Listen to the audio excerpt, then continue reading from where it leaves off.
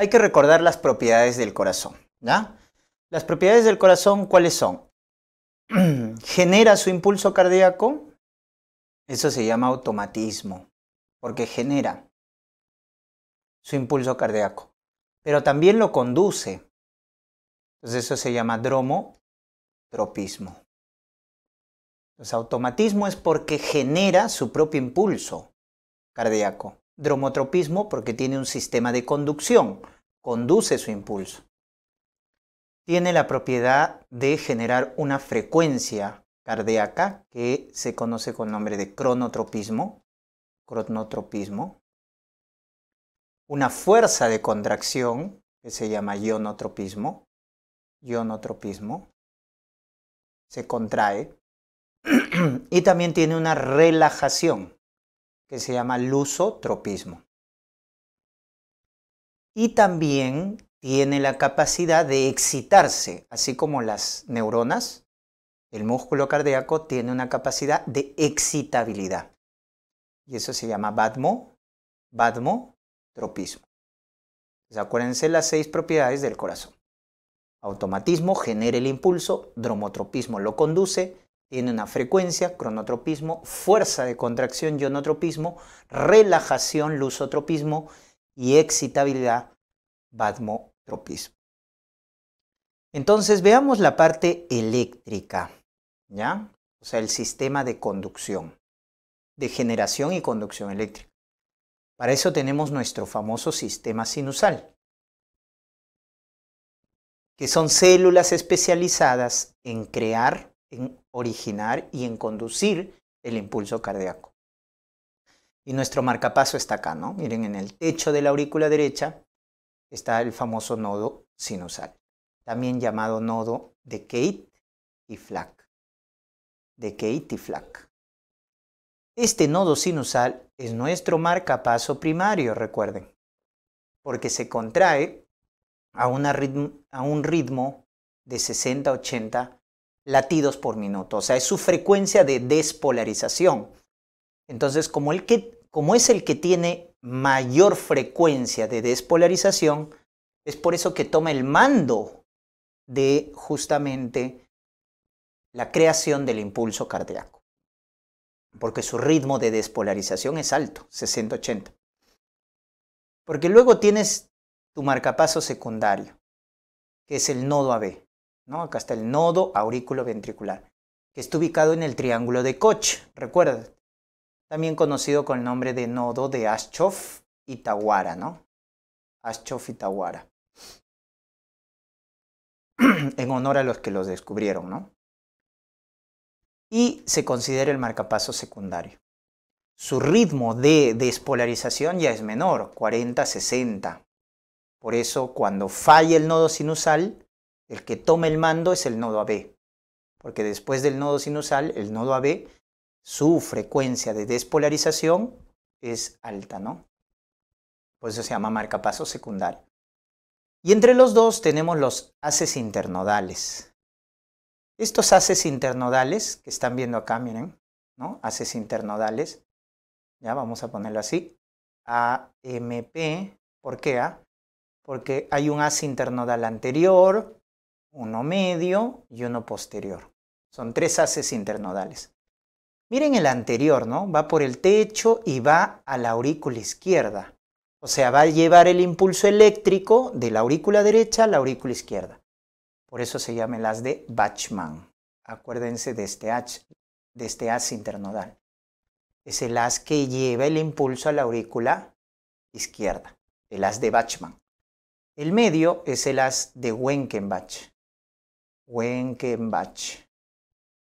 Que doctor, como el fenómeno de Wenckebach que veíamos en el bloqueo aurículo-ventricular, sí. ¿No? Hay un fenómeno de Wenckebach, recuerden, que ven en el bloqueo aurículo-ventricular de segundo grado, ¿recuerdan? Segundo grado. Movitsuno, ¿no? Segundo grado, Movitsuno. Fenómeno de Wenckebach, así, ¿no? Así también se llama. Y el posterior es el haz de Thorel. ¿Ya? Entonces, Bachmann, Wenckebach, Thorel. ¿Cuál es el más importante? El Thorel, porque pasa por ahí la mayor cantidad de impulso eléctrico hacia el nodo AB. Recuerden que la gran importancia de las de Boltzmann es que lleva al lado izquierdo el impulso, ¿ya? Eso es importante que recuerden. Y luego todo el impulso se concentra en el nodo AB. Y el nodo AB hace una función importante. Hace un retraso fisiológico, un retraso de la conducción. ¿Para qué? Para que primero se contraiga la aurícula y luego los ventrículos. Por eso el nodo AB es el que en el electrocardiograma genera el famoso intervalo PR. Ese intervalo PR que está dentro de la onda P y luego antes del QRS, esa línea es eléctrica que encuentras entre la onda P, en la onda P y el QRS, el intervalo PR, queda representado por este retraso. Por eso cuando este nodo AB se bloquea, no llega a pasar el impulso al ventrículo, se prolonga, pues. Y por eso en el bloqueo AB, ¿cuál es su signo en el electrocardiograma? Intervalo PR prolongado. Intervalo PR prolongado, más de 0,20 segundos. Por eso cuando tú ves un PR largo, bloqueo auriculoventricular. Y por el contrario, si ves un PR corto, es porque este nodo B está muy excitado. No está haciendo este retraso. Ni bien recibe el impulso, lo manda al ventrículo. Se llama síndrome de preexcitación, ¿no? Síndrome de preexcitación. PR corto, ¿no? Y acuérdense del síndrome de Wall-Parkinson-White. Es cosa que van asociando. Luego del nodo AB, ¿quién está? El famoso haz de His, ¿ya? El haz de His. Rama derecha, rama izquierda. Y la rama izquierda tiene una rama anterior, rama posterior, etc. Y finalmente, ¿dónde termina el sistema sinusal? En estas fibras, miren. En estas fibras que llevan el impulso a la masa ventricular. ¿Cómo se llaman esas fibras que llevan el impulso a la masa ventricular? Las fibras de Purkinje. No te confundas con las células de Purkinje, ¿eh? Que lo ves en el cerebelo. Estas son las fibras de Purkinje, que se consideran nuestro marcapaso terciario. En caso falle el nodo sinusal, en caso falle el nodo AB, tienes las fibras. Pero miren su frecuencia de despolarización, es de 20 a 40. Por eso, cuanto más nos alejamos del nodo sinusal, la frecuencia va bajando. Por eso, cuando hay un bloqueo AB, la frecuencia baja. Cuando las fibras de Purkinje toman el control del mando del corazón, la frecuencia está baja, ¿no? Entonces, porque vean la diferencia, ¿no? Y otra característica que te debes acordar de las fibras de Purkinje es que son las que llevan a mayor velocidad la conducción. Son los que tienen la mayor velocidad de conducción. 1 metro por segundo se dice. Entonces, ¿quién es nuestro marcapaso fisiológico? El nodo sinusal. ¿Quién hace el retraso del impulso para que primero se contraiga la aurícula y luego el ventrículo? El nodo AB.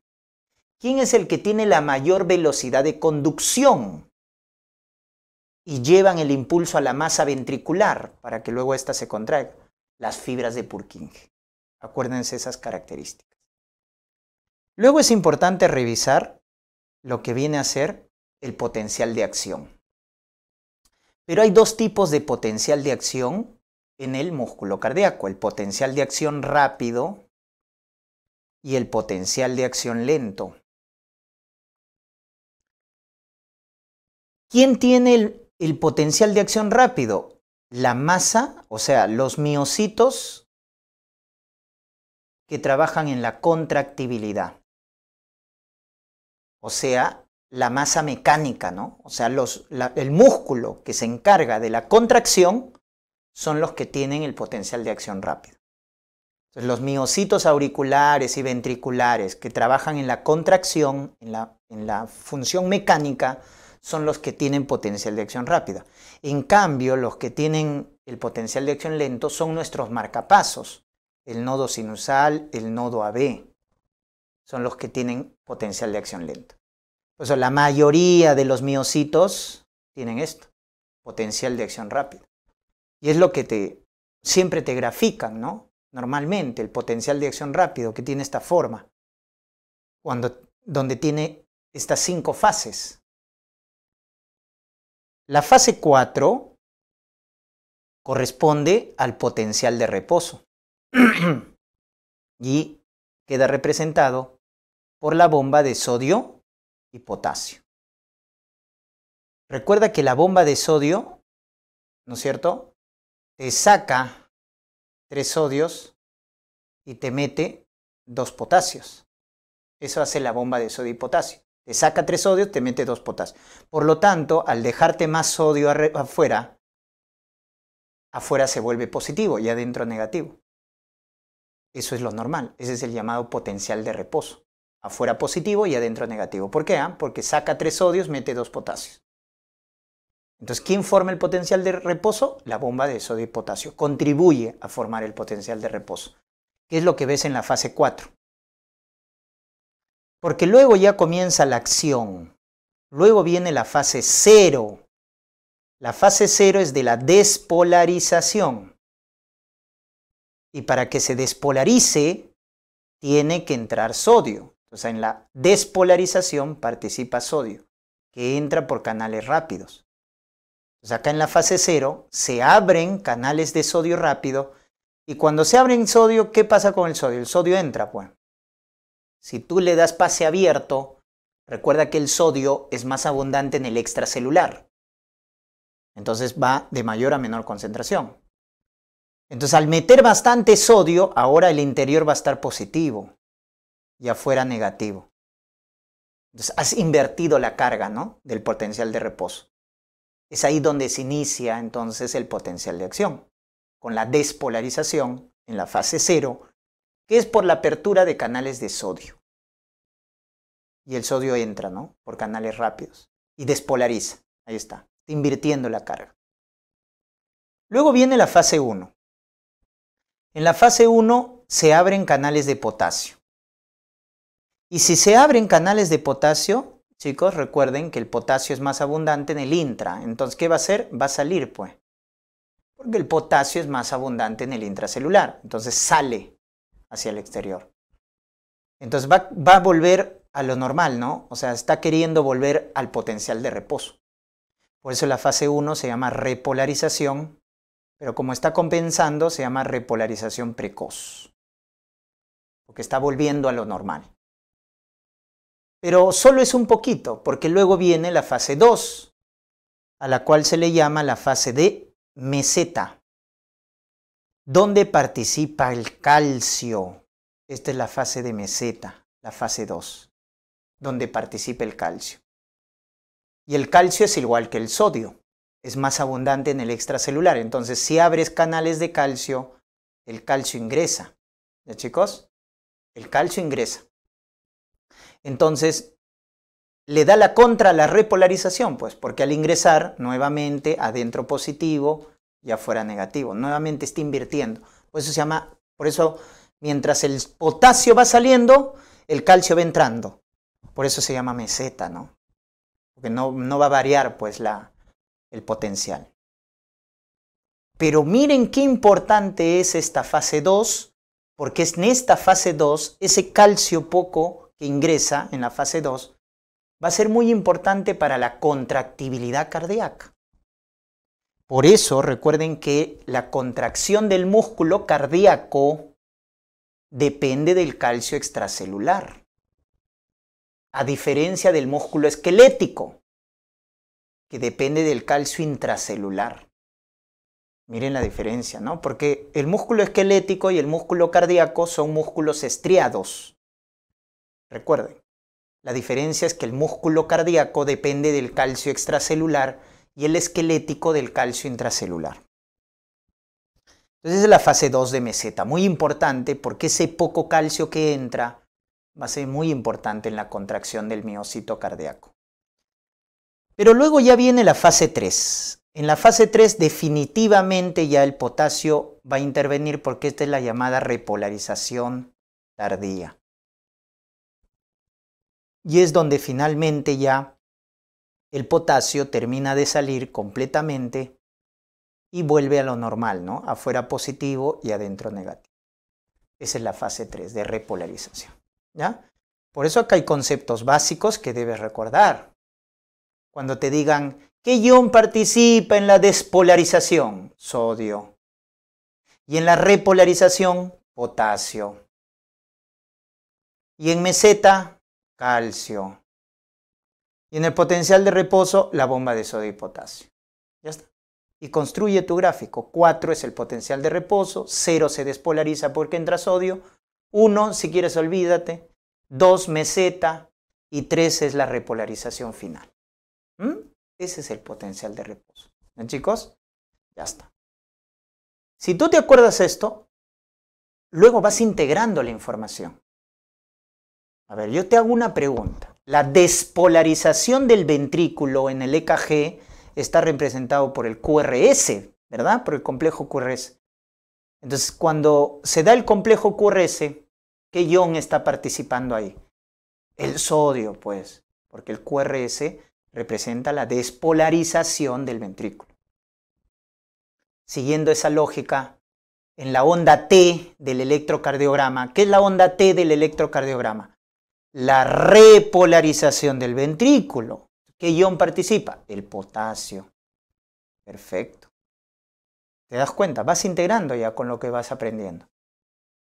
Si yo te diría, la miodarona es un antiarrítmico que bloquea los canales de potasio. Entonces, ¿qué fases te va a bloquear la miodarona del potencial de acción rápido? La fase 1, la fase 3. ¿Se dan cuenta? La procainamida, la lidocaína, son antiarrítmicos. La flecainida, la propafenona. ¿Qué antiarrítmicos? Que bloquean el canal de sodio. Por tanto, si bloquean el canal de sodio, ¿dónde trabajan? En la fase 0.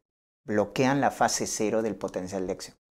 Por eso es muy importante que te acuerdes, ¿no? Miren dónde sodio, potasio, calcio, porque justamente los antiarrítmicos trabajan ahí, bloqueando canales de sodio, bloqueando canales de potasio.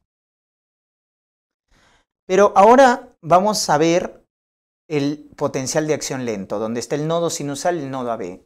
Esas células especializadas en producir impulsos tienen potencial de acción lento. Y miren acá la gran diferencia. Acá la fase 4 no es horizontal, es una línea que tiene pendiente. Porque esta fase 4, acá, se da la llamada despolarización espontánea o despolarización automática, donde entran iones sodio. O sea, en la fase 4 está entrando iones sodio. Entonces, si entra ion sodio, el interior se carga positivo y el exterior negativo. Entonces, esto es lo que les da la autonomía a estas células para hacer marcapasos. Por eso te digo esta función del corazón, el automatismo. Porque el corazón tiene la propiedad de formar su propio impulso. Porque sus células del nodo sinusal y el nodo AB generan una despolarización espontánea, automática. Solito va entrando sodio y despolariza. ¿Se dan cuenta? O sea, acá no hay potencial de reposo. Se va despolarizando automáticamente. Luego viene la fase 0. Y en la fase 0 hay una despolarización, pero, ojo, por iones calcio, que entran por canales lentos. Entonces acá el calcio entra, ¿no? Y sigue despolarizando a la célula, pero por canales lentos. En cambio, en la fase 0 de acá, entraba sodio por canales rápidos. Acá entra calcio, pero por canales lentos. De ahí el nombre va de la fase 0. Como en la fase 0 entra sodio por canales rápidos, se llama potencial de acción rápida. Y acá, como en la fase 0 entra calcio por canales lentos, por eso se llama potencial de acción lenta. Acá no hay fase 1 y 2. No hay fase 1 2. De frente se va a la fase 3. ¿Y qué es la fase 3? La repolarización. donde participa potasio. Y cuando abres potasio, ¿qué sale? El potasio sale. Con lo cual, afuera positivo y adentro negativo. O sea, vuelve a lo normal, ¿no? El potencial normal de la célula. Entonces, miren qué diferente es el potencial de nuestros marcapasos. Tiene una fase 4 con pendiente, tiene una fase 0 lenta por canales de calcio y tiene una fase 3 que es la repolarización clásica. Entonces, en este potencial es donde intervienen otros antiarrítmicos, como por ejemplo los beta bloqueadores, son antiarrítmicos. Van a trabajar acá, en tu fase 4.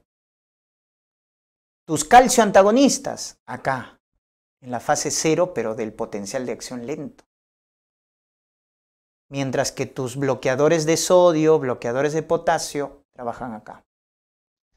Entonces, tienen que recordar esos potenciales, ¿no? Que rápido es el más frecuente, el más abundante, porque es de la masa contráctil, pero tienes un potencial de acción lento que es de tus marcapasos. Mucho cuidado. Lo más frecuente es que te van a preguntar del rápido. Siempre haz referencia a eso. Pero ojo que tienes el lento. ¿Ya? Vamos a la parte de la contracción del miocito. Miren, el miocito cardíaco, ya cuando vemos su estructura celular, ya acá, miren, tiene una membrana que es el sarcolema.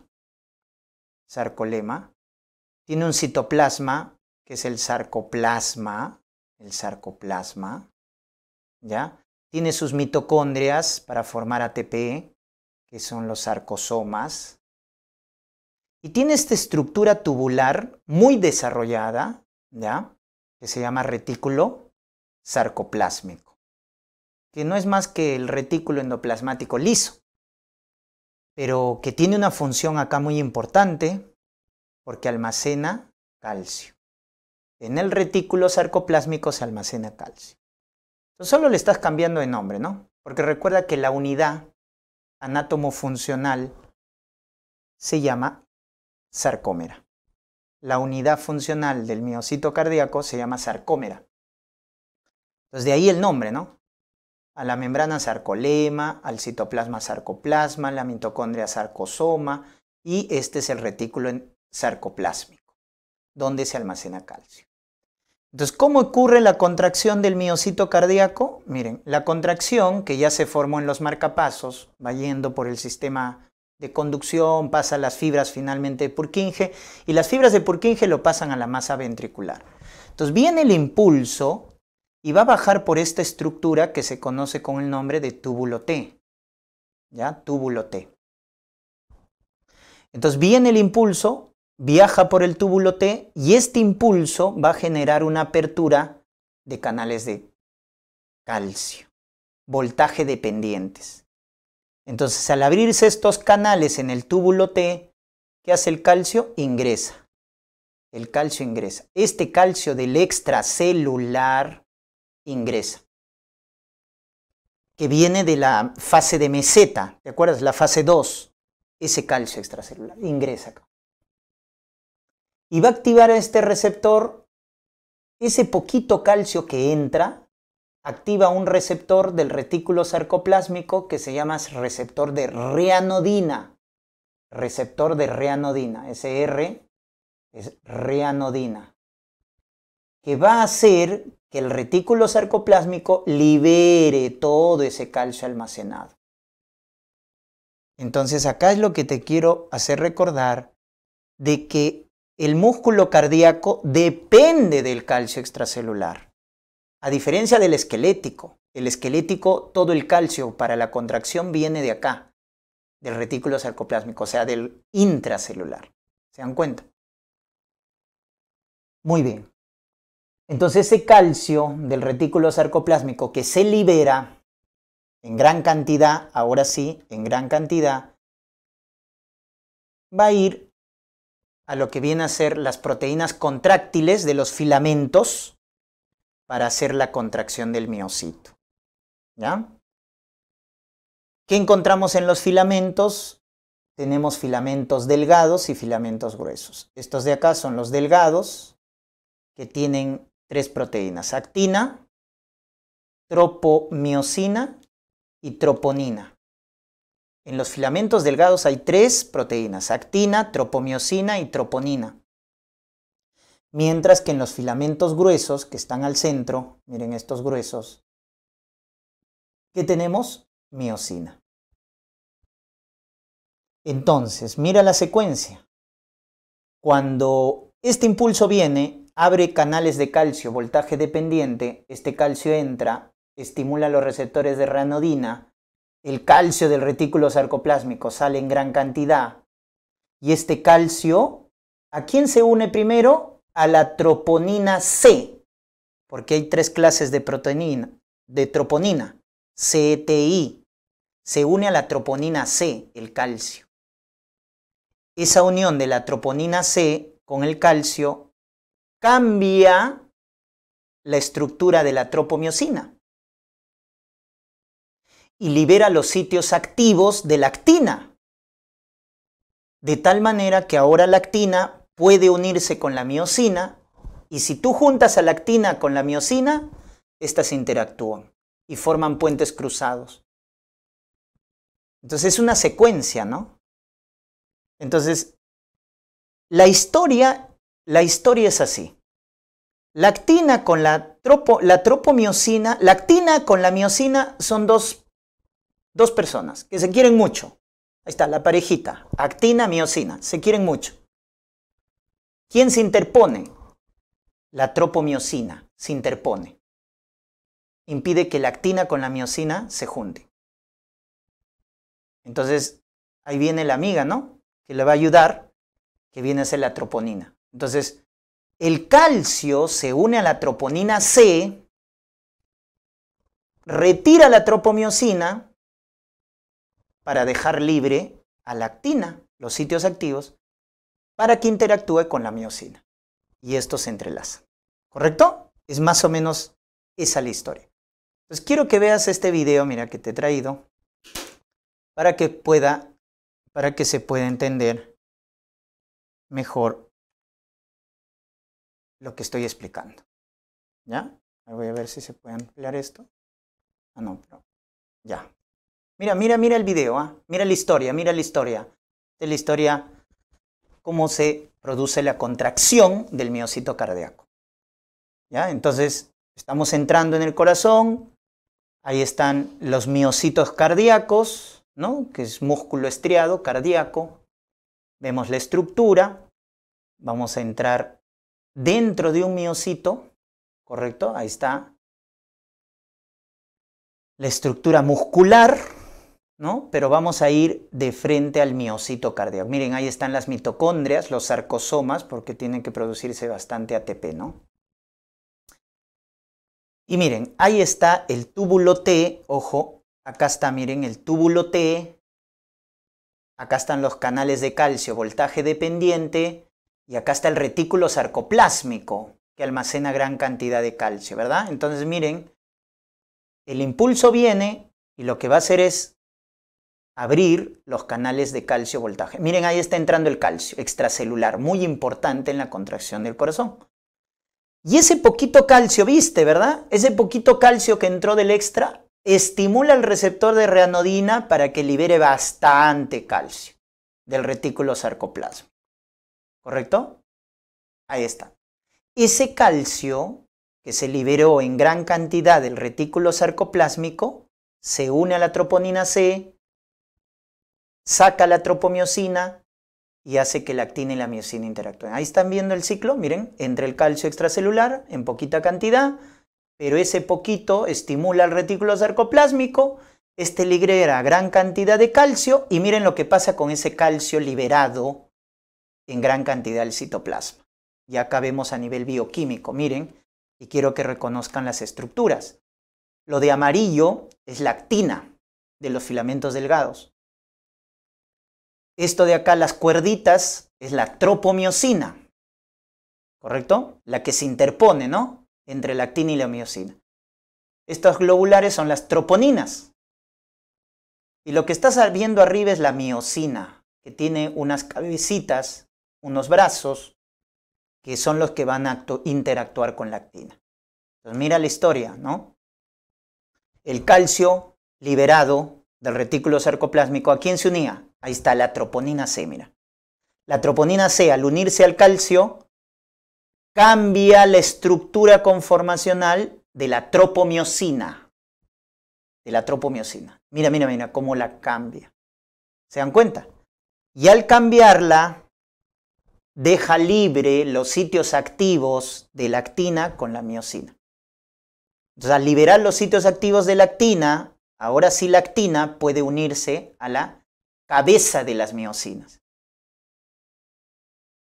Y la cabeza de la miosina que estás viendo acá tiene función ATPasa.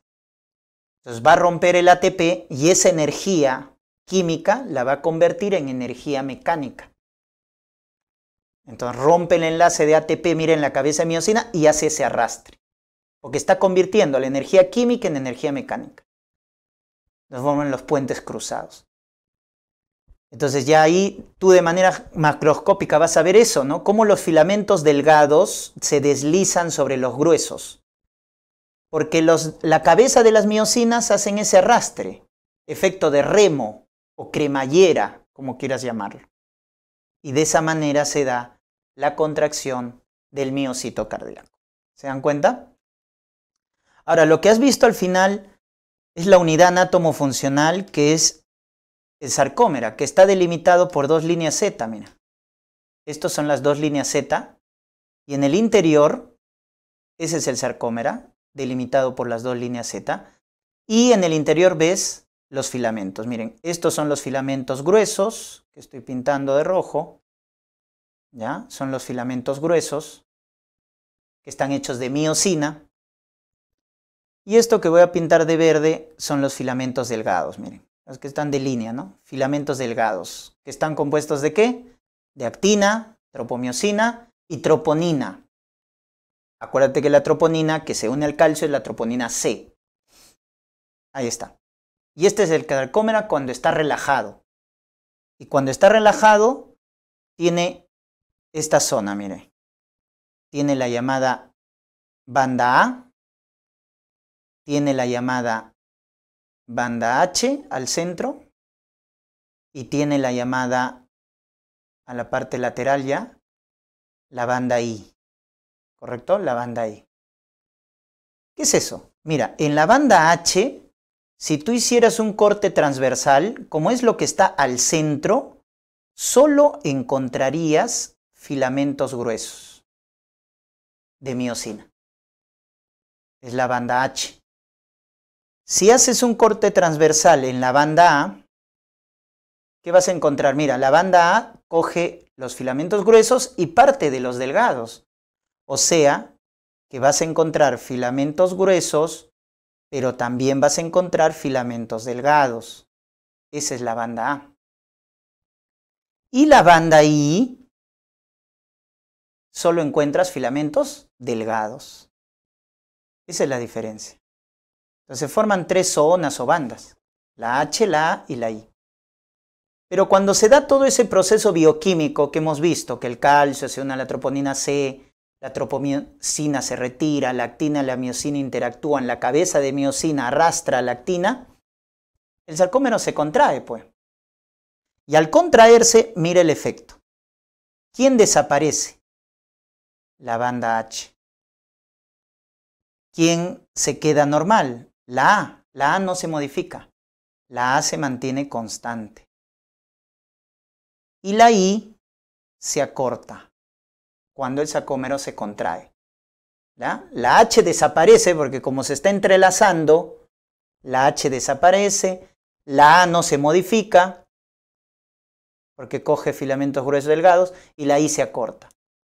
Doctor, no le entiendo nada. Ya, miren, vamos a verlo de manera dinámica, ¿correcto? Entonces quiero que veas, ¿ah? Miren acá, ahí está. El centro, zona H, donde solo hay filamentos gruesos, ¿ya? De miosina. La banda A agarra ambos, gruesos y delgados.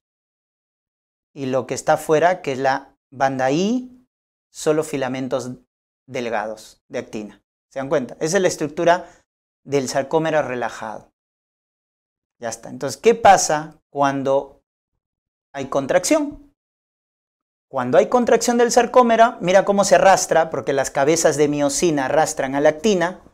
Entonces, ¿qué va a pasar? Mira, ahí lo estás viendo, cómo se está acortando el diámetro del sarcómero. Y ese es el sarcómero totalmente contraído. Entonces, ¿qué vas a ver acá? La H desapareció. La zona H desaparece. La A no se modifica, porque estaba ahí, constante. Y la I se acorta. Eso es lo que pasa en la contracción de un sarcómero en el miocito cardíaco. ¿Correcto? La zona H desaparece, la banda A constante y la banda I se contrae. ¿Ya? ¿De qué depende la fuerza de contracción del miocito? De estos puentes cruzados entre la cabeza de miosina y la actina. Cuanto más puentes cruzados, la fuerza de contracción va a ser mayor. ¿Correcto? Entonces, al final, la fuerza de contracción deriva de estos puentes cruzados que van a interactuar entre la actina y la miosina. Muy bien. Vamos rápidamente a lo que viene a ser el ciclo cardíaco. En el caso del ciclo cardíaco, tenemos o debemos recordar que hay dos fases, ¿verdad? La que más dura, la diástole. La diástole es las 2/3 partes del ciclo cardíaco. Es el llenado, la relajación. La sístole es la contracción. Solo es 1/3 del ciclo cardíaco. Entonces acá también hay una historia, que es lo que deben recordar. La diástole tiene 2 etapas, llenado y relajación isovolumétrica. Y la que más dura es el llenado, porque tiene 3 etapas. Miren, el llenado tiene una primera etapa, que es el llenado rápido. Luego, el llenado lento. ¿Correcto? Esta es la fase de llenado. Primero rápido y luego lento. Al llenado lento también le llaman diástasis. Llenado rápido, llenado lento. Y la última etapa del llenado, lo voy a volver al inicio porque es un ciclo esto, es la contracción auricular. Esta es la última fase de llenado. ¿Ya? Entonces síganme la historia. El llenado, o sea, la aurícula va a llenar a los ventrículos de sangre. Hay un llenado rápido, llenado lento y contracción auricular. Son las 3 etapas de la fase de llenado, que es la que más dura en el ciclo cardíaco. Entonces, como estás viendo, miren acá, las válvulas auriculoventriculares están abiertas, porque están llenando a los ventrículos. Entonces, la fase de llenado inicia cuando la mitral, la tricúspide se abren. Ahí inicia la fase de llenado. Entonces, como la aurícula está lleno de sangre, primero llena rápido pues al ventrículo. Luego va bajando la velocidad y al final ya el último impulso es la contracción auricular, ¿no? Por eso se dice que el llenado rápido es 70%, el lento es 10% y la contracción auricular contribuye al 20% del llenado. ¿Estamos? Muy bien. Una vez que el ventrículo se ha llenado completamente de sangre, ¿no es cierto? Ahí estamos. ¿Qué va a pasar? Ahora viene una etapa en la cual, miren, el ventrículo al estar lleno de sangre quiere regresar a la aurícula la sangre, pero no puede, porque las válvulas auriculoventriculares se van a cerrar. De lo que estaban abiertas, ¿no?, para llenar al ventrículo, se cierran. ¿Para qué? Para que la sangre del ventrículo izquierdo no regrese a las aurículas, sino se vaya a las arterias, a la aorta en el lado izquierdo y a la arteria pulmonar en el lado derecho. Entonces se cierran las aurículos ventriculares y ahí es el inicio de esta etapa que ya pertenece a la sístole, que es la contracción isovolumétrica. ¿Por qué se llama así iso? Porque no cambia el volumen, no entra ni sale sangre, porque todas las válvulas están cerradas. Pero acuérdate, esta etapa inicia cuando las auriculoventriculares se cierran. Ya está. Pero el ventrículo quiere sacar esa sangre, lo va a sacar a las arterias. Pero para eso, ¿quién se tiene que abrir? Se tienen que abrir las sigmoideas. Entonces las válvulas sigmoideas van a abrirse.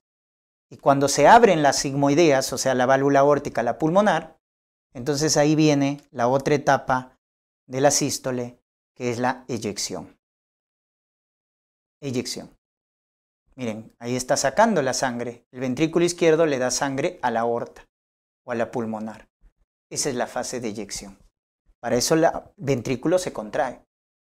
Entonces, ¿cuándo se inicia la fase de eyección? Cuando las válvulas sigmoideas o semilunares se abren.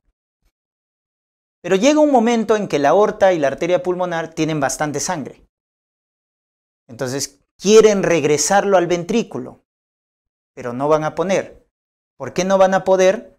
Porque ahora las sigmoideas o semilunares se van a cerrar. Para que la sangre no regrese, pues, y se vaya hacia adelante.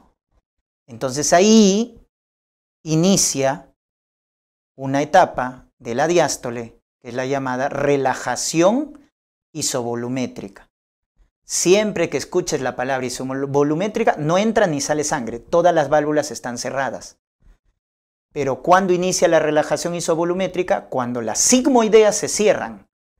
¿Cuándo inicia la contracción isovolumétrica? Cuando las auriculoventriculares se cierran. Entonces ahí tienes el famoso ciclo cardíaco.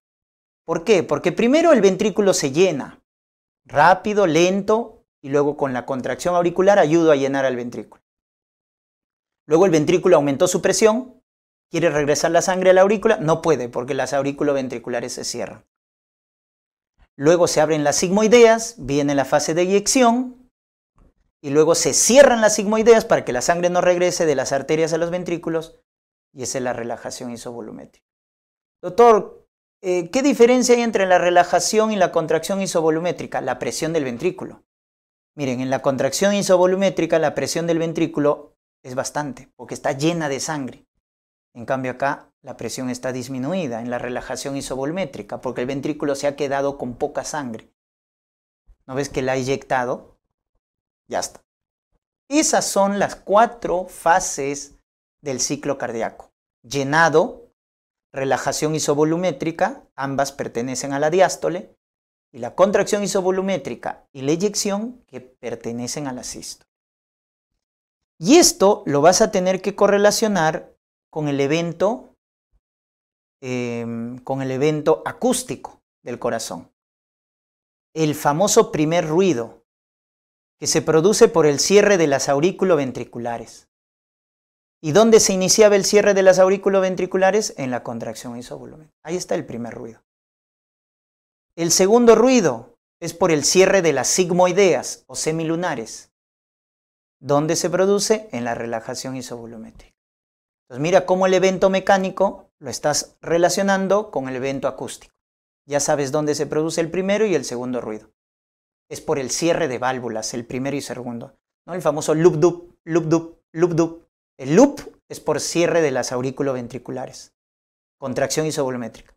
El doop es por el cierre de las sigmoideas. Relajación isovolumétrica. Y entre ambas, o sea, por eso el cardiólogo entrena bien su oído, loop-doop, loop-doop. Entre ambas está la fase de eyección. Y antes del loop y después del doop está la fase de llenado. ¿Ya? Entonces tú vas imaginando pues qué es lo que pasa, ¿no? Loop-doop, loop-doop, loop-doop. Ya sabes ahí en qué fase estás viendo, ¿no? Con respecto a los sonidos, miren. Entonces ya tienes una idea. Recuerda que las válvulas que primero se cierran son las del lado izquierdo. Acuérdate ese detalle, ¿ya? O sea, las válvulas del lado izquierdo son las primero que se cierran. O sea, en el lado auriculoventricular, la válvula mitral, y en las sigmoideas, la válvula aórtica, ¿ya? Por eso vas a ver dos componentes en los ruidos. El primer ruido es por el cierre primero de la mitral y luego de la tricúspide. Y el segundo ruido primero es el cierre de la aórtica y luego se cierra la pulmonar. Por eso, donde tú escuchas 2 ruidos, el cardiólogo escucha 4 componentes.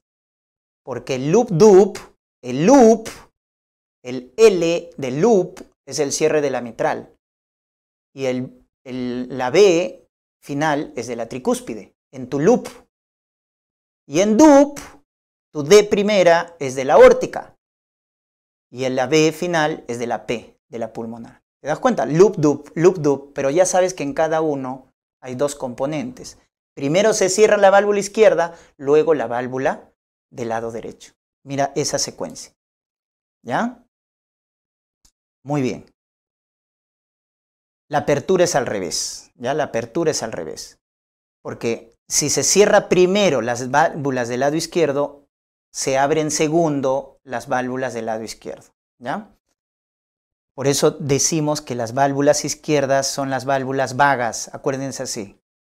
Porque primero se cierran y se abren segundas. Se abren segundas. ¿Ya? Tanto la mitral como la aórtica. Pero acá nos importa el cierre, eso acuérdate. Pero también tiene ruidos patológicos, ¿te acuerdas? Tercer, cuarto ruido. Mira, el tercer ruido se da por esto. Por el llenado rápido. Y el cuarto ruido por la contracción auricular. Entonces, esos son, en algunos casos, ruidos patológicos. El tercero a veces lo ocultamos en una persona delgada, leptosómica, ¿ya? Pero, ya si me indica patología, ¿no? El tercer ruido se produce por un llenado rápido. ¿Y qué está pasando ahí? ¿Por qué se da ese ruido? Es que tu ventrículo izquierdo está delgadito, fibrosado. Entonces, cuando la sangre llena de forma rápida las paredes del ventrículo, como está fibrosado, vibra, pues. Vibra. Y esa vibración de las paredes ventriculares es lo que da el tercer ruido, en un llenado rápido. Y el cuarto ruido, ¿por qué se produce? Acá tu corazón, al contrario, está hipertrofiado, miren. Está hipertrofiado, aumentado de grosor. Entonces, como la aurícula no puede llenar al ventrículo, porque el ventrículo ya se llenó con poca sangre. ¿No ves que está hipertrofiado? Entonces tiene que contraerse de forma enérgica, la aurícula tiene que contraerse. ¿Para qué? Para llenar al ventrículo, a su pequeña cavidad que tiene porque está hipertrofiado. Entonces tiene que hacer una contracción auricular enérgica para poder llenar al ventrículo. Y esa contracción auricular enérgica genera el cuarto ruido cardíaco. ¿Me dejo entender?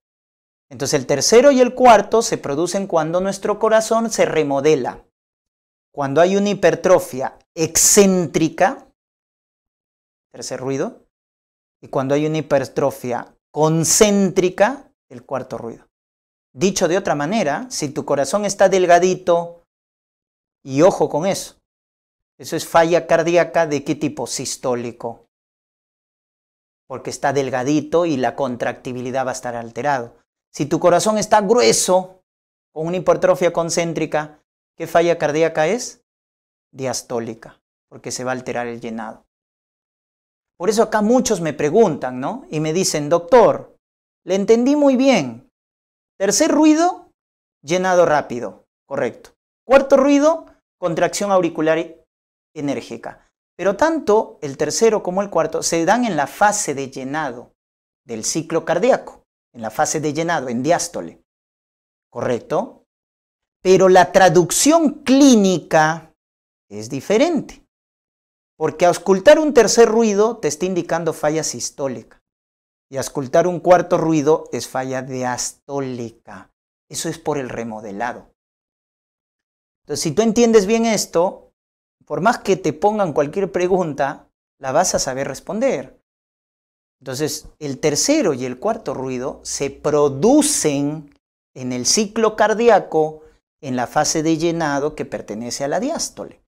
Porque el tercer ruido es en llenado rápido y el cuarto ruido es en llenado por contracción auricular enérgica. Pero la traducción clínica es diferente, pues. Auscultar un tercer ruido, o sea, loop-dup, ruido. Loop-dup, ruido. Porque mira que el tercer ruido está pegadito al segundo. Loop-dup, ruido. Esa es falla sistólica, cuando escuchas un tercer ruido. Pero si tú antes del loop-dub, pum, loop-dub, pum, loop-dub, pum, loop-dub, ese es un cuarto ruido. Eso es, en este caso, el cuarto ruido, por la contracción auricular enérgica, que traduce un corazón engrosado y es falla diastólica. Entonces, una cosa es la traducción clínica y otra cosa es dónde se produce fisiológicamente. Por eso me dicen, doctor, no entiendo, si el tercero y el cuarto se dan en la diástole, en fase llenado, ¿por qué traducen diferente? Porque te estoy explicando, el remodelado es diferente. Entonces, una cosa es la traducción clínica, lo que representa, y otra cosa es dónde se producen con respecto al ciclo cardíaco. Espero que se haya comprendido. ¿Ya? Por eso cuando tú escuchas loop-dub, ¿no? Cuando escuchas eso, ¿cómo se llama? Ritmo de galope, ¿no? Cuando escuchas un tercero o un cuarto ruido. ¿Ya? Por eso acá tienes el primer ruido, el segundo ruido, después del segundo tercero, antes del primero el cuarto. ¿No? Entonces por eso tienes acá así de esta manera, ¿no? Tienes tu primer ruido, tu segundo ruido. Acá de nuevo está tu primer ruido. Y acá de nuevo tu segundo ruido. ¿Correcto? Miren, ¿ah? Así, ¿no? Primer ruido, segundo ruido. Primer ruido, segundo ruido. Entre el primero y segundo ruido está tu sístole. Y entre tu primero y segundo ruido, tu sístole. Y entre tu segundo y el siguiente primer ruido está tu diástole. ¿Qué es lo que dura más? La diástole. ¿No? Porque hemos dicho, loop-dub, al centro está la eyección, que es sístole. Y a los costados la diástole. Ahí está. Entonces, mira, entre el primero y el segundo ruido está tu sístole. Y entre tu segundo y el siguiente primer ruido, tu diástole. Entonces, ¿dónde entra tu tercer ruido? Acá. Al inicio de la diástole. ¿Y dónde entra tu cuarto ruido? Acá. Pegado al primer ruido, antes del primer ruido. ¿Se dan cuenta? Entonces, si lo vemos de esa manera, miren, tercero y el cuarto se producen en la diástole. Solo que el tercer ruido es al inicio de la diástole, como lo estás viendo acá, llenado rápido. Y el cuarto ruido es al final de la diástole, porque es la última etapa del llenado, que es la contracción. ¿No? Por eso también vas a escuchar que al tercer ruido le llaman el ruido protodiastólico, porque está al inicio. Y el cuarto le llaman telediastólico, porque está al final. Pero ya sabes que traducen clínicamente a falla cardíaca, que es un criterio mayor, recuerden, de insuficiencia cardíaca, el ritmo de galope, según los criterios de Framingham. Entonces ahí está, chicos, hemos correlacionado el evento mecánico con el evento acústico. Tienen que acordarse. Y un dato importante acá es que recuerden que en esta fase de eyección, que pertenece a la sístole, ese volumen que se expulsa del ventrículo izquierdo a la aorta se llama volumen sistólico, que mide 70 mililitros. O sea, ¿qué es el volumen sistólico de eyección? Es el volumen que sale del ventrículo izquierdo a la aorta. Pero, ¿cómo se llama el volumen de llenado total del ventrículo izquierdo? Se llama volumen telediastólico. O sea, volumen tele al final de la diástole, cuando ya se llenó el ventrículo. ¿Con cuánto se llena de sangre el ventrículo? 120 mililitros. Si tú divides esto, obtienes la famosa fracción de eyección. ¿Qué es la fracción de eyección? Es el volumen sistólico sobre el volumen telediastólico. O sea, es el volumen que expulsas sobre el volumen de llenado total del ventrículo. Esa es la fracción de eyección, cuyo valor normal debe ser más del 50%. Claro, pues 70 es más del 50% de 120. ¿Cuánto es el 50% de 120? 60. Normalmente el corazón expulsa 70. Por eso la fracción de eyección siempre debe ser más del 50%. ¿Y qué te evalúa? La función sistólica del corazón. ¿Con qué se mide? Con ecocardiograma. Es la prueba no invasiva que te mide la fracción de eyección. Por eso es un estudio que te va a confirmar el paciente con falla cardíaca. Porque el paciente con falla cardíaca sistólica, que es la más frecuente, es cuando su fracción de eyección está baja. ¿Ya? Muy bien, entonces eso tienes que correlacionar.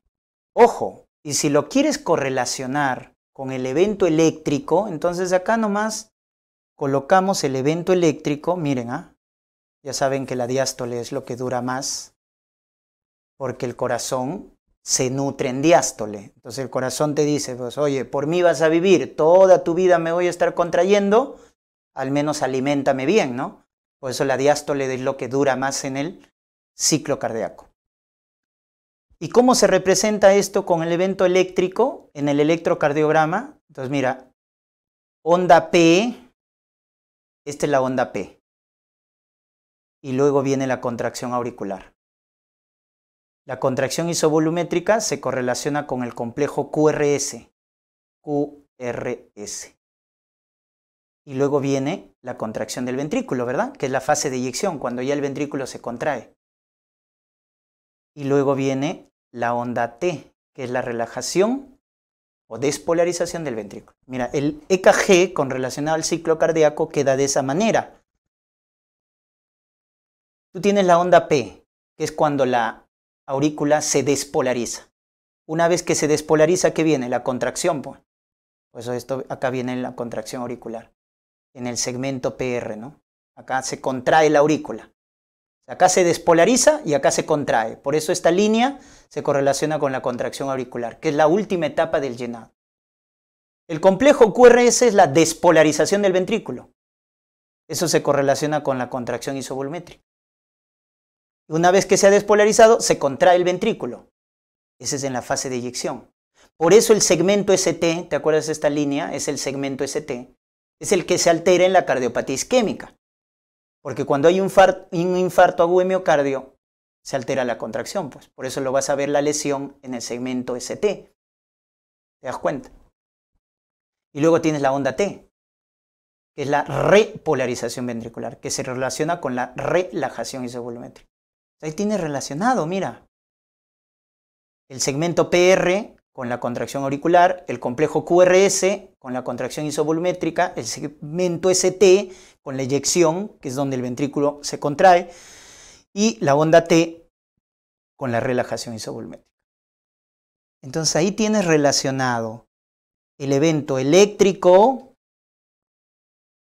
con el mecánico y con el acústico. Acá tranquilamente te puedo preguntar, ¿el complejo QRS con qué se relaciona? ¿Con el primero, segundo, tercero, cuarto ruido? Ah, este se relaciona con la contracción isovolumétrica y por lo tanto se relaciona con el primer ruido. La onda T con la relajación isovolumétrica y por lo tanto con el segundo ruido. Hasta eso te puedo preguntar. ¿Te das cuenta? Pues ya sabes, pues, de manera integral. Y si vamos más profundo con los iones, pues, lo que hemos estudiado en el potencial de acción, el complejo QRS es la despolarización del ventrículo, masa contráctil, sodio. ¿Qué fase? Fase 0. La onda T, repolarización del ventrículo, potasio. ¿Qué fase? 3. Y el segmento ST, ¿con quién se relaciona? Entre 0 y 3, ¿quién estaba? El 1, que no importaba, y la fase 2 de meseta, ¿dónde entraba quién? Calcio. ¿Y ese calcio que entra para qué es? Para la contracción. Y en el ciclo cardíaco, ¿qué es eso? La eyección. Y es ahí donde calculamos la fracción de eyección. ¿Se dan cuenta? Y acá ya tienes correlacionado todo, pues. Mira, sodio, QRS, contracción isovolumétrica, primer ruido. Potasio, relajación isovolumétrica, onda T, segundo ruido. Y el segmento ST, que se correlaciona con la fase 2 de meseta, donde entra calcio, se correlaciona con la eyección. Por eso, también acá acuérdate, mira, la onda T es la casita del potasio. Por eso cuando hay hipercalemia, ¿qué pasa? La onda T se vuelve alta y picuda. Y cuando hay hipocalemia, la onda T se aplana. Y muchas cosas podemos sacar. Pero si ustedes integran bien eso, van a poder conocer muy bien las patologías. ¿Ya? Muy bien. Recuerden que hay dos tipos de circulación. La circulación pulmonar o menor y la circulación sistémica o mayor. ¿Ya? Por eso decíamos que la circulación es doble. Y acá simplemente quiero que se acuerden que la circulación menor es un sistema de baja presión. ¿correcto? Baja presión, baja resistencia, porque está llevando la sangre a los pulmones para que se oxigene. En cambio, la circulación mayor o sistémica es un sistema de alta presión y alta resistencia.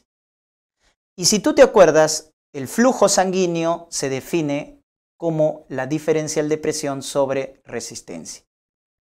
Así queda definido el flujo sanguíneo, es presión sobre resistencia. Entonces, si la circulación pulmonar tiene baja presión y baja resistencia, la circulación sistémica tiene alta presión, pero también alta resistencia, el flujo sanguíneo en ambos se mantiene constante.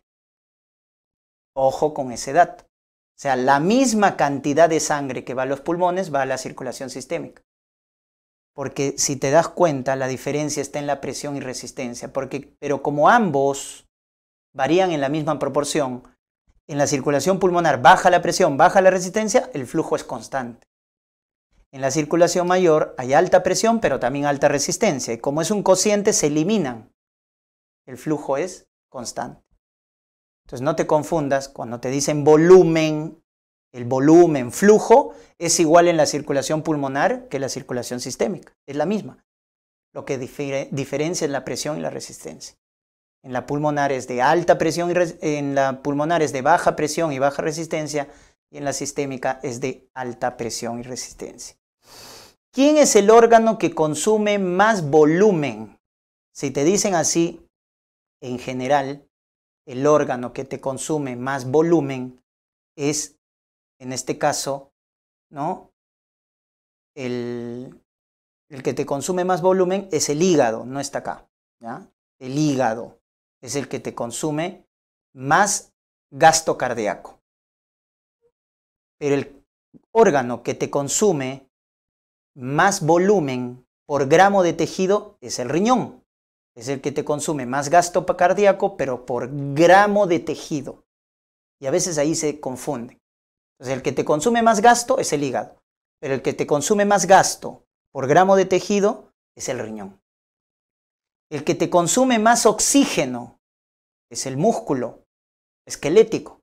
Pero el que te consume más oxígeno por gramo de tejido es el corazón, es el miocardio. ¿Estamos? Eso es diferente. Una cosa es volumen y otra cosa volumen sobre gramo de tejido. Y lo mismo se aplica para el oxígeno. Miren acá lo que viene a ser entonces el gasto cardíaco. Ojo, el gasto cardíaco es igual a la frecuencia cardíaca por el volumen sistólico. Ese es el gasto cardíaco. El gasto cardíaco es más o menos 5 litros por minuto. Es el volumen que se expulsa en un minuto, que es multiplicado la frecuencia, que es 70 latidos por minuto, el volumen sistólico, que es 70 mililitros por cada ciclo cardíaco, y cuando tú multiplicas, te sale 4.900. Pero como lo vas a pasar a litros, entonces 4.900 lo divides entre 1.000. Por eso te sale 4.9 a 5 litros por minuto.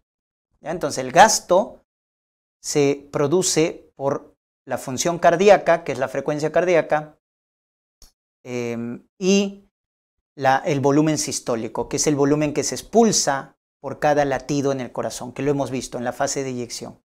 Así calculamos el gasto cardíaco, que es el que finalmente va a ser el volumen de flujo que va a nutrir a los órganos. Lo que les mencionaba, el hígado, miren, ¿cuánto se lleva del gasto cardíaco? 25%. Es el que consume más gasto cardíaco. El riñón es 20%, es el que consume más gasto, pero por gramo de tejido. Porque el hígado pesa 1 kilo. El riñón, cada riñón pesa 150 gramos. Entre los dos, 300 gramos. 300 gramos de riñón te consumen 20% del gasto cardíaco. Ese es entonces el órgano que consume más gasto por gramo de tejido. ¿Ya? Pues el flujo sanguíneo renal ya lo puedes calcular acá. Es 20% de 5. O sea, es más o menos 1 litro por minuto. Ese es el flujo sanguíneo renal. Si tú quieres calcular el flujo plasmático renal, es casi la mitad, ¿no es cierto? O un poquito más, porque el plasma es un poquito más. Entonces es 600 mililitros, ya lo pasamos a mililitros por minuto. Flujo plasmático renal. Y de acá sacas la tasa de filtración glomerular, que es la quinta parte, 120 mililitros por minuto. Miren cómo vas deduciendo. El flujo sanguíneo es 1 litro, el flujo plasmático 600, la tasa de filtración es 20% de 600, 120 mililitros. Cuando cae esa tasa de filtración decimos injuria renal. Diferente es al oxígeno, ¿no? El que te consume más oxígeno es el músculo esquelético, pero el corazón es el que te consume más oxígeno por gramo de tejido. Y también acuérdate de este dato, que el cerebro consume 15% del gasto cardíaco. Haciendo analogía al útero a término. Si te preguntan en tu examen, ¿cuánto consume un útero a término en una gestante? 15% del gasto cardíaco. Interesante, ¿no? Como el útero a término en una gestante consume el mismo gasto que el cerebro en una persona normal. ¿Ya? Muy bien. Ya está. Esto ya hemos mencionado, que el flujo es diferencial de presión sobre resistencia, ¿no? Así queda determinado el flujo. Y la resistencia depende de estos factores, donde el que más lo va a afectar es el radio del vaso. Cuando se modifica el radio del vaso es donde vamos a tener mayor variación de la resistencia. Por eso cuando hay una vasoconstricción aumenta bastante la resistencia. Y cuando hay una vasodilatación disminuye grandemente la resistencia. Porque la resistencia depende de la viscosidad, de la longitud del vaso y del radio. Entonces, ¿cuál es el principal determinante de la resistencia? El radio del vaso. Por eso cuando hay vasoconstricción aumenta bastante la resistencia vascular periférica y cuando hay vasodilatación baja la resistencia. Y mira que la resistencia es inversamente proporcional con el flujo, ¿eh? Si aumenta la resistencia, baja el flujo, porque estamos haciendo vasoconstricción. Si disminuye la resistencia, el flujo aumenta, porque estamos haciendo vasodilatación. ¿Ya? Muy bien. Y con el flujo sanguíneo, con la presión, son directamente proporcional. Con la resistencia es inversa, con la presión es directa. A más presión, más flujo. A menos presión, menos flujo. Y miren las sustancias vasoactivas que se forman a nivel del endotelio, ¿no? El endotelio forma sustancias vasoactivas. Entonces, miren que hay sustancias que contraen y otras que dilatan. Entonces, ¿cuáles son las que hacen vasoconstricción? La angiotensina 2, la endotelina, la injuria del endotelio, hacen vasoconstricción. El tromboxano, que se forma en las plaquetas, el factor de crecimiento, el factor, en este caso, la prostaglandina F, hacen vasoconstricción. Contraen el músculo liso, porque estas sustancias aumentan el calcio en el músculo liso. El calcio se une con la calmodulina, mira en el músculo liso cómo es diferente, ¿eh? Mientras que en el corazón el calcio se unía a la troponina C, en el músculo liso de los vasos, músculo liso, el calcio se une a la calmodulina. Y ahí luego interactúa la actina y la miosina y se da la contracción del músculo liso. ¿Quiénes hacen vasoconstricción? La angiotensina 2, la endotelina, el tromboxano A2, la prostaglandina F. En cambio, ¿quiénes hacen vasodilatación? Los que hacen vasodilatación es el óxido nítrico, cuyo segundo mensajero es el GMP cíclico. Y lo que hace es bajar la concentración de calcio en el músculo liso. Entonces no hay contracción, el músculo se relaja y hace vasodilatación. Entonces el óxido nítrico, que trabaja con el GMP cíclico, hace vasodilatación. Entonces el óxido nítrico, muy importante, que se estimula, el óxido nítrico producido en el endotelio se estimula por estas sustancias. La sustancia P, la bradicinina, las endotoxinas bacterianas, la trombina o fuerzas de cizallamiento. Miren que esos factores estimulan la producción de óxido nítrico. Acuérdate sobre todo de la bradicinina. La bradicinina, las endotoxinas bacterianas en el shock séptico. Por eso en la sepsis hay una vasodilatación generalizada. Porque en la sepsis Esas endotoxinas bacterianas estimulan la producción de óxido nítrico. La prostaglandina E, la prostaglandina I2, también llamada prostaciclina, el factor derivado del endotelio, también son buenos vasodilatadores. Prostaglandina E, prostaglandina I2, también llamada prostaciclina. Entonces miren ahí las sustancias vasoactivas en el endotelio, ¿no? ¿Quiénes hacen vasoconstricción? ¿Quiénes hacen vasodilatación? Eso no te puedes equivocar. Si dicen angiotensina 2, endotelina, tromboxano A2, prostaglandina F2, hacen vasoconstricción. Todos los demás, vasodilatación, sobre todo el óxido nítrico, la prostaciclina, la bradicinina, hacen vasodilatación. Luego tenemos acá un sistema muy importante que es el sistema de renina-angiotensina-aldosterona, ¿ya? Muy importante para la regulación de la presión arterial. Pero este regula la presión a largo plazo, ¿sí, chicos? A largo plazo. Tenemos otro sistema que es el sistema de los vasoreceptores que regula la presión a corto plazo. A corto plazo, ¿ya? Recuerden que la presión arterial está delimitada por el gasto cardíaco, por la resistencia vascular periférica. Esa es la presión arterial. Entonces, la presión arterial es gasto por resistencia. El gasto, ojo, es la función cardíaca y la resistencia la función de los vasos, que es regulada por las arteriolas. Entonces, de esa manera queda delimitado. El gasto contribuye al 30% y la resistencia es la que contribuye al 70% de la presión arterial, ¿no? Ahí tienen entonces. Tu presión sistólica que vale a 120, tu presión diastólica que vale 80, ¿no es cierto? Entonces, ¿cómo se regula la presión arterial? Al corto plazo por los vasoreceptores, donde tenemos los famosos senos. El seno aórtico, ahí está, seno aórtico, que está en el callado, y el seno carotidio. El seno carotidio. Miren, el seno aórtico manda la información de la presión cuando está elevada a través del vago décimo par craneal y el seno carotidio a través del glosofaringio, el noveno par. Entonces miren, cuando yo estimulo el seno aórtico, entonces el vago le manda la información. ¿A dónde? Al bulbo cardíaco, que es el centro vasomotor. Al bulbo cardíaco, es el centro vasomotor, ¿ya? Entonces, el bulbo recibe la información del vago y recibe la información del glosofaringio, el bulbo cardíaco. Entonces, cuando la presión esté elevada, el seno aórtico y el seno carotidio se activan cuando la presión esté elevada.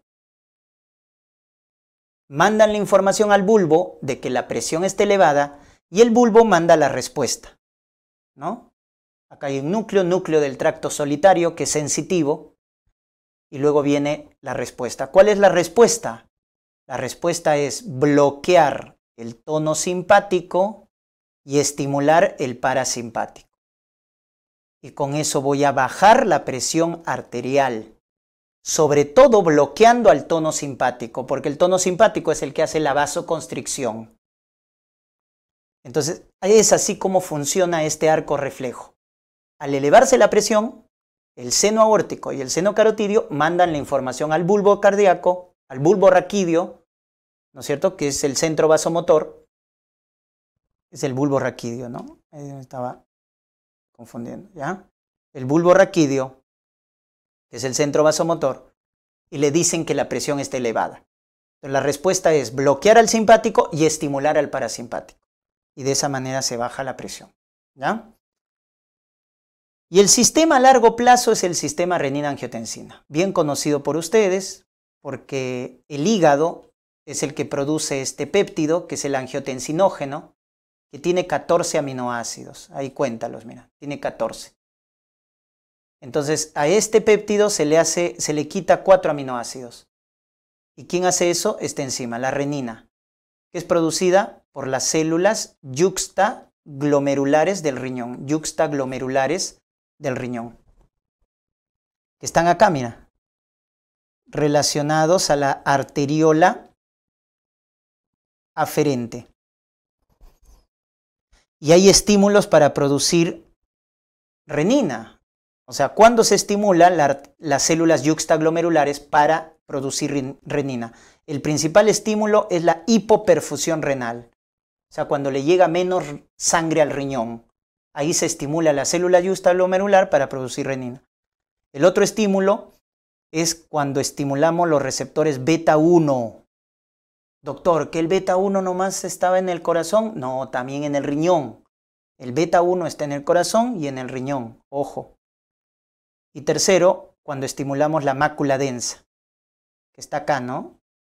Relacionado al túbulo contorneado distal. Entonces, cuando tenemos estos tres estímulos, cualquiera de los tres, pero este es el más importante, hipoperfusión renal, o estimulamos a los receptores beta 1 del riñón, o a la mácula densa que está en el túbulo contorneado distal, que está acá, cualquiera de estos estímulos hace que la célula yuxtaglomerular produzca renina. La renina rompe al angiotensinógeno, de lo que tenía 14 aminoácidos, ahora tiene 10, y se llama angiotensina 1. Y luego la angiotensina 1 es convertida por la ECA producida del endotelio en angiotensina 2. Para eso le corta 2 aminoácidos. Por eso la angiotensina 2, que es el metabolito finalmente activo, es un octapéptido, porque tiene 8 aminoácidos. Es un octapéptido. Y la angiotensina 2 va a tener varias funciones. Una de ellas es su efecto vasopresor, o sea, hace vasoconstricción. Ya lo hemos dicho, es un potente vasoconstrictor. Eso es efecto a corto plazo. Luego, a largo plazo, estimula la formación de aldosterona por la corteza suprarrenal. Estimula, por lo tanto, la reabsorción de sodio y agua. Sodio y agua. Aumentando la volemia y finalmente aumentando la presión arterial. Para eso sirve el sistema renina-angiotensina-aldosterona, para aumentar la presión arterial. Por eso cuando un paciente es tipo volémico, chocado, se activa este sistema renina para levantar la presión. ¿Ya? Se activa este renina. O cuando hay una estenosis de la arteria renal. ¿Te acuerdas de la hipertensión renovascular? ¿Por qué el paciente que tiene estenosis de la arteria renal tiene presión elevada? Porque a haber estenosis de la arteria renal, va a haber hipoperfusión renal. Le llega menos sangre al riñón, entonces activa el sistema renina. Se libera más renina, más angiotensina 2, y este tiene un efecto vasoconstrictor, aumenta la aldosterona, aumenta la volemia, aumenta el tono simpático. Tiene varias funciones. Y una función tóxica es que produce fibrosis del corazón. Ojo, la angiotensina 2 es un remodelador cardíaco. Es un remodelador cardíaco. ¿Ya? Acuérdense de eso. Muy bien. Y solo para ya terminar, decirles sobre el COVID-19 y el sistema cardiovascular. Recuerden que este virus que está produciendo la pandemia, que ha producido y sigue produciendo esta crisis sanitaria, el SARS-CoV-2, para que ingrese a la célula e infectar, utiliza este receptor, ¿verdad? El ECA2, que es un aminopéptido. El ECA2, doctor, yo he escuchado solo el ECA1, que es lo que acabamos de estudiar. Esto tú has estudiado, ¿verdad? Angiotensinógeno, renina, angiotensina 1, y la 1 es convertido por la ECA, recuérdate, en angiotensina 2. Y la angiotensina 2 con su receptor AT1, ojo, la angiotensina 2 con su receptor AT1, ¿qué hace?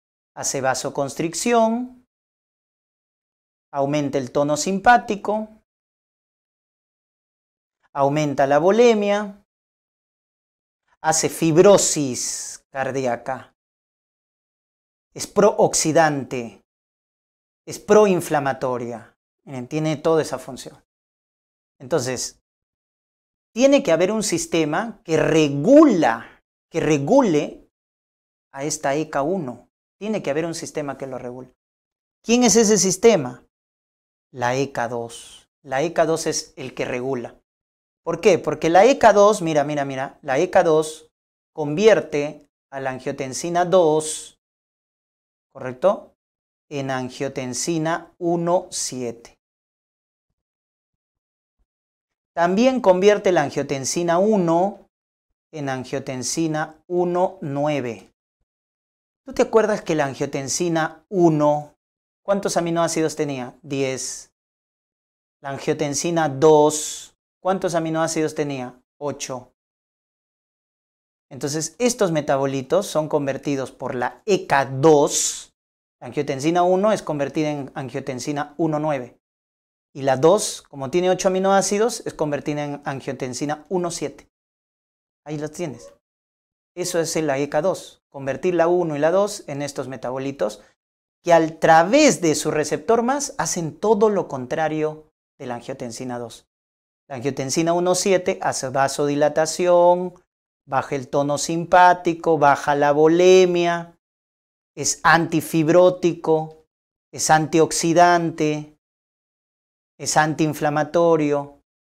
Por lo tanto, la angiotensina 2 genera injuria tisular y la angiotensina 1,7, que es el producto de la ECA2, produce protección tisular. Entonces debe haber un equilibrio entre la ECA, que produce angiotensina 2, y la ECA2, que produce angiotensina 1,7. Como todo en el organismo, debe haber un equilibrio. Pero cuando nos infectamos por el SARS-CoV-2, se rompe este equilibrio.